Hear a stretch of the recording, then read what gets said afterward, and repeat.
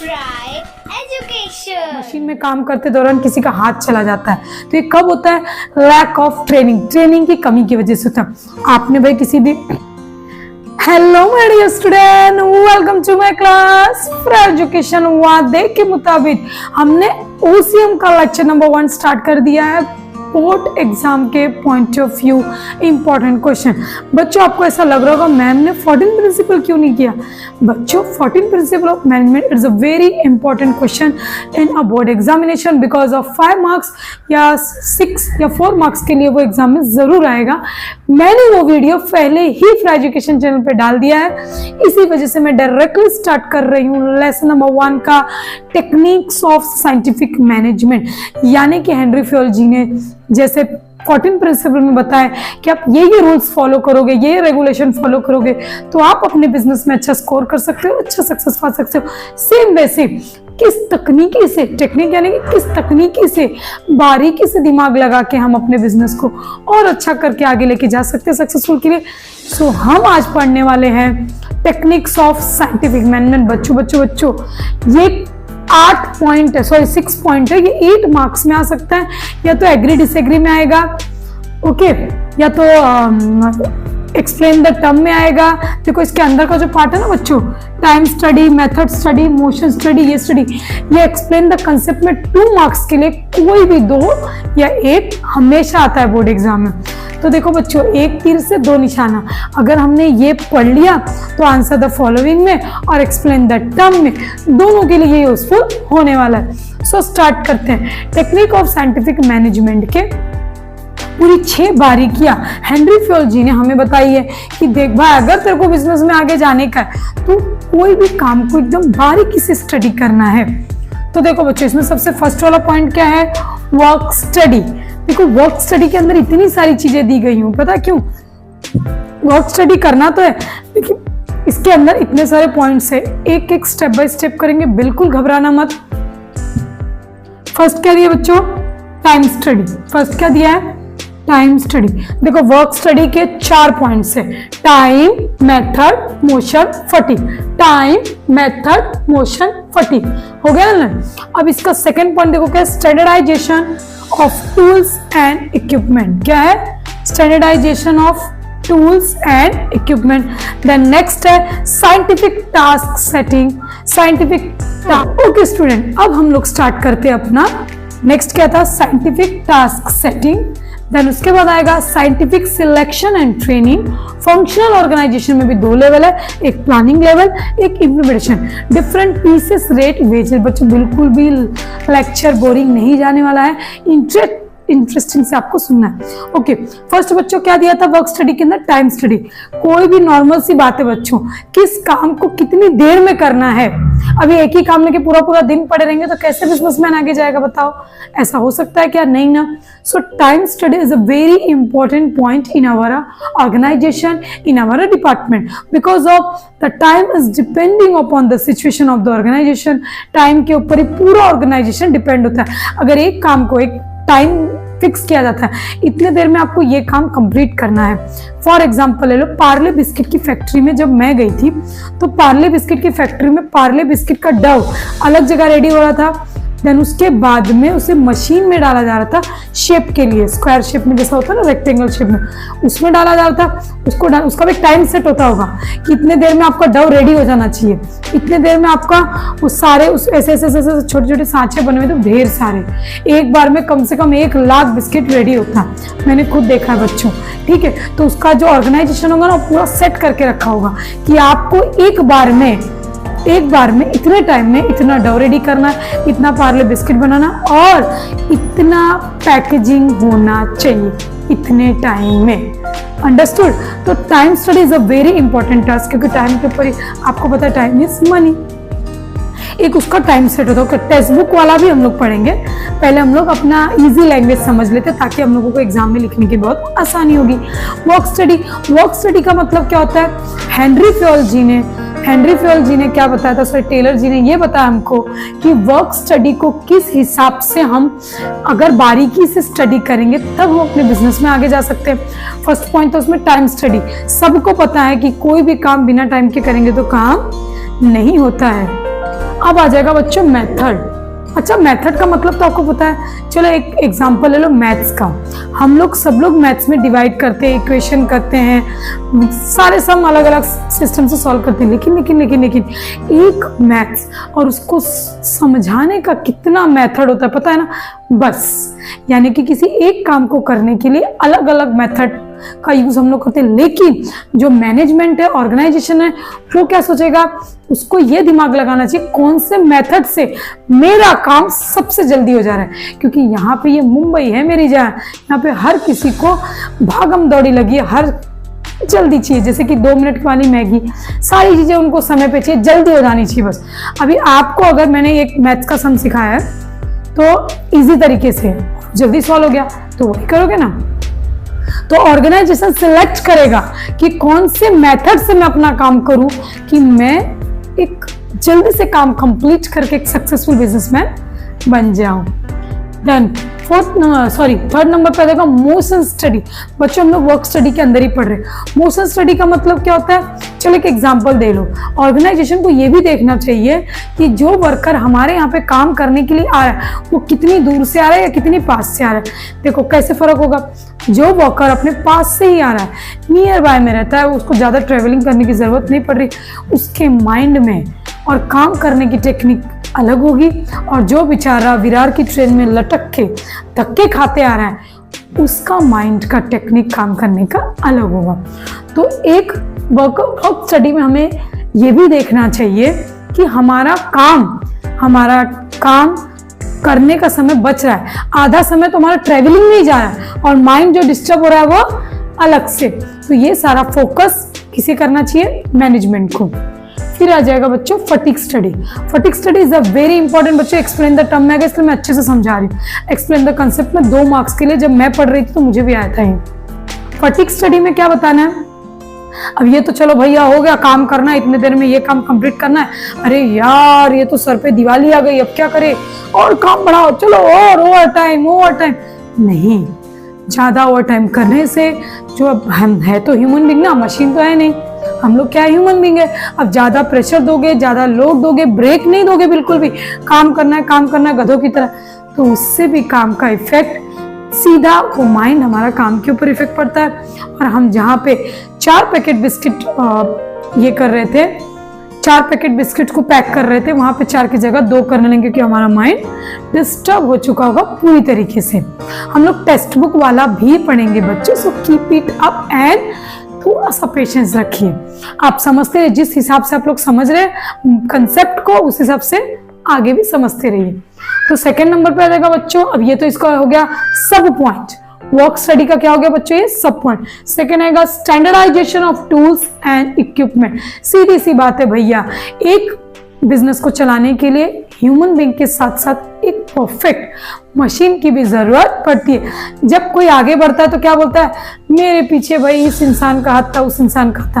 लेकिन आज के जनरेशन में जो 2025 चल रहा है, आज की सेंचुरी में अगर किसी पर्सन को कोई आगे लेके जा रहा है तो वह सबसे बेस्ट टेक्निक जो कि क्या है, मशीन। चाहे वो लैपटॉप ले लो, कंप्यूटर ले लो, या और नई इन्वेंट की हुई मशीनरी जो हमारे मार्केट में आ रही है वो।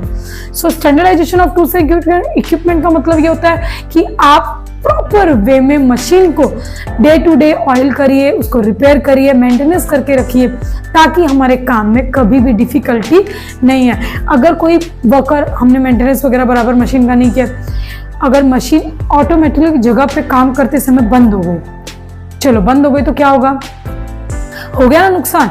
बंद हो गई तो हो जाएगा टाइम का नुकसान। अब वो मशीन बनने जाएगी, कब आएगी, तो उतने दिन में वर्कर बेचारे लोग बैठे रहेंगे और आपका जो समय गया वो अलग। तो आपको ये याद रखना है, मैनेजमेंट को ये ध्यान रखना है कि किस मशीन को कब मेरे को रिपेयर करना है, मेंटेनेंस करना है, ताकि वो प्रॉपर वे में चलती रहे, स्मूथ चलती रहे, ताकि मेरे को जब भी ऐसे कभी ऐसा ना हो कि काम करते वक्त वर्कर काम कर और मशीन में कुछ खराबी आ जाए, डिफॉल्ट आ जाए, जिससे हमारा टाइम को वेस्ट हो जाए। नेक्स्ट आ जाएगा बच्चों साइंटिफिक टास्क सेटिंग। और टास्क सेटिंग का मतलब क्या होता है, ये हर स्टूडेंट के लिए, हर एक ह्यूमन बीइंग के लिए बहुत ज़रूरी होता है। जब भी हम रात को सोते हैं तो हम लोग सोने के समय पे ये टास्क रखते हैं कि कल मॉर्निंग में सुबह उठकर मुझे अपने कौन कौन से काम को फिनिश करना है। अब आप ऐसा करते हो कि नहीं पता नहीं, लेकिन अगर नहीं करते हो तो आज से एज अ स्टूडेंट आज से करना स्टार्ट कर दो। एज अ स्टूडेंट ही नहीं, अगर आप हाउस वाइफ हो या बाहर नौकरी करते हो, जॉब करते हो, कोई भी हो, तो आपको एक टास्क सेटिंग अपने माइंड में रखनी चाहिए। जब आप बिस्तर पर लेटो तो आपको ये माइंड में चलना चाहिए कि मुझे मॉर्निंग में उठ के कौन कौन से काम को कल के लिए रखना है, क्योंकि पता है ना, आज करे सो आज कर, है ना, नहीं सॉरी, काल करे सो आज कर, आज करे सो अब, क्योंकि जो काम हम कल करने वाले हैं उसे आज ही कर लेना चाहिए ताकि कल के काम पे ज्यादा लोड ना हो। तो टास्क सेटिंग का मतलब क्या होता है, जैसे हम नॉर्मल इंसान भी टास्क रखते हैं, जैसे मैं रखती हूँ कि मुझे कल इस स्टूडेंट को ये पढ़ाना है, कल मुझे यहाँ जाना है, कल मुझे यहाँ मेरी यहाँ अपॉइंटमेंट है, यहाँ मीटिंग, सब सेट करना पड़ता है। सेट करने से क्या होता है, हमारा टाइम बचता है, टाइम कंज्यूम होता है और हमारा माइंड भी फ्रेश होता है। कोई भी काम लोड नहीं, आज का हमने अगर टास्क नहीं बना तो वो काम कल पे लोड पे चला जाएगा। ऐसे हम बच्चों को भी करना चाहिए। तो सेम बिजनेस में इसका क्या रूल है, हमें मैनेजमेंट ये समझा रहा है कि भैया साइंटिफिक टास्क सेटिंग रखो। आप अपने मैनेजमेंट में ये टास्क बना के रखो कि मुझे इस साल 1 करोड़ बिजनेस 1 करोड़ बिस्किट को सप्लाई करना है, इतना प्रॉफिट आना चाहिए। तो जब आप टास्क बनाओगे ना मन में, तब आप उतने, अब मैंने टास्क लगा लिया कि मुझे कम से कम 1 करोड़ बिस्किट इस मंथ में, समझ लो 1 करोड़ बिस्किट इस मंथ में सप्लाई करने, तो उस हिसाब से मैं वर्कर भी रखूंगी, उस हिसाब से मशीनरी बढ़ाऊंगी, उस हिसाब से प्रोडक्ट लाऊंगी, रॉ मटेरियल लाऊंगी, उस हिसाब से वेयर हाउस करूंगी। सारी चीजें टास्क के ऊपर डिपेंड होती है। अगर हमने टास्क सोचा तो हम लोग कंफर्म आगे जाके उस टास्क को अचीव कर पाएंगे, क्योंकि मैंने माइंड में ही सोच लिया था कि मुझे इस बार इतना बिस्किट मेरा सप्लाई होना ही चाहिए।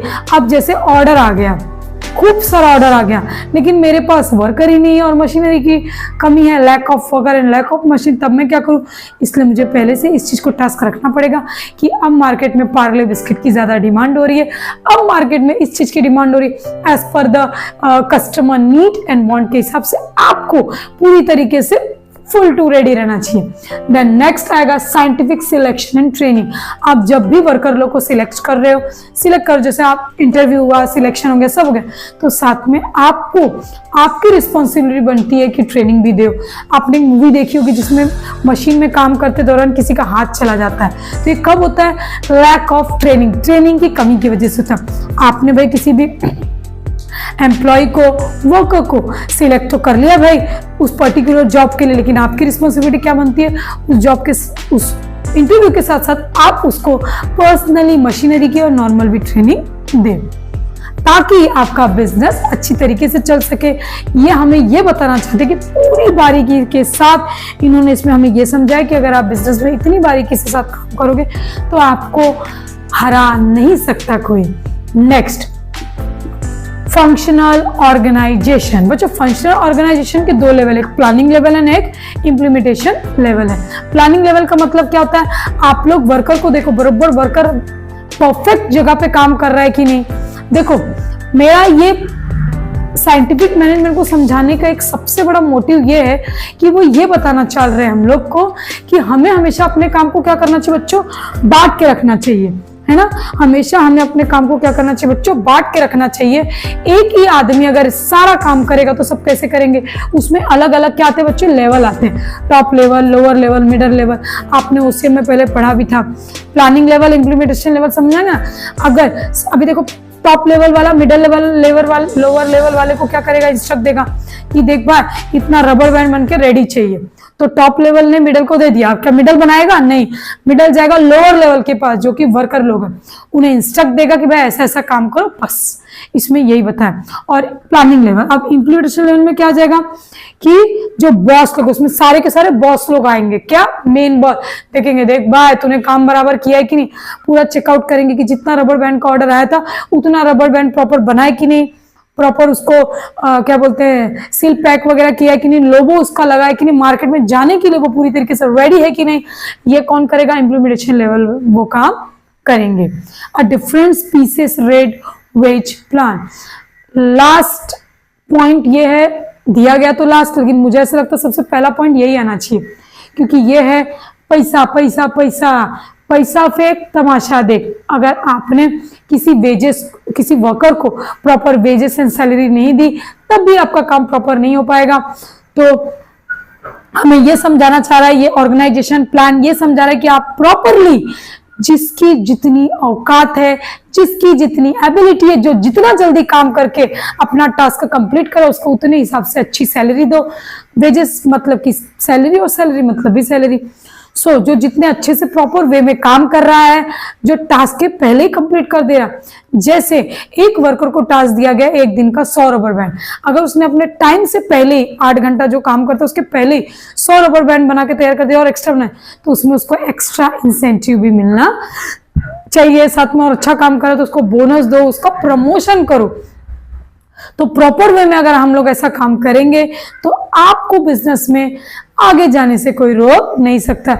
अब बच्चों हम लोग देखते हैं थोड़ा सा बुक की जुबानी। ओके, देखो फर्स्ट हमने देखा वर्क स्टडी, और work study the available workforce, proper work study should be done by the management and the activity function work study based on the technique of such a time study, motion method जो आपके सामने है।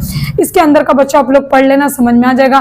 Time study का मतलब क्या होता है कि कौन सा काम कितने समय में करना है, उसका हम लोग टास्क में।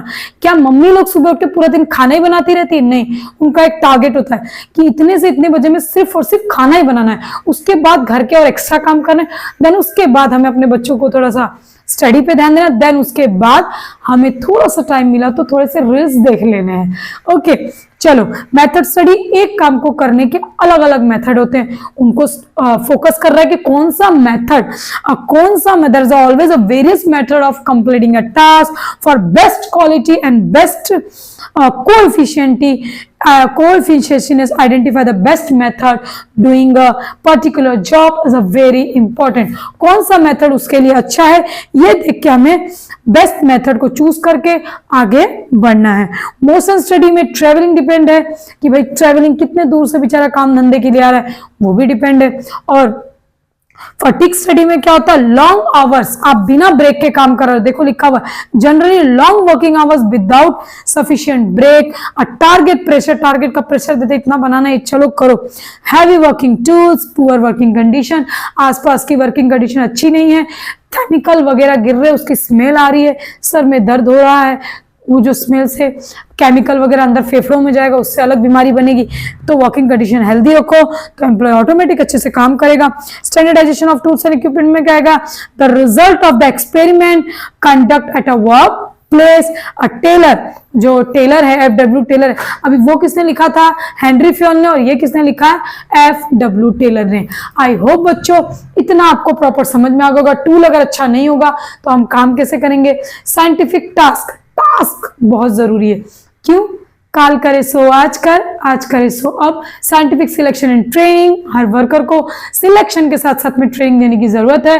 फंक्शनल ऑर्गेनाइजेशन 2 लेवल के होते हैं, एक प्लानिंग एंड जो मैंने बोला top level, lower level, middle level.